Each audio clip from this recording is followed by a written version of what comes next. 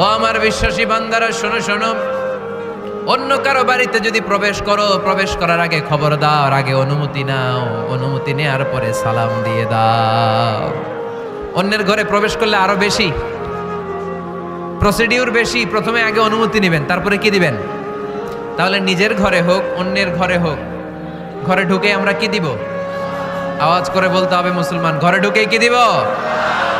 অনেক মুরব্বীরা বসে থাকে, আমি মুরব্বী, আমি দিমু কেন, ও আমারে দিব, বেয়াদব আছে না নাই?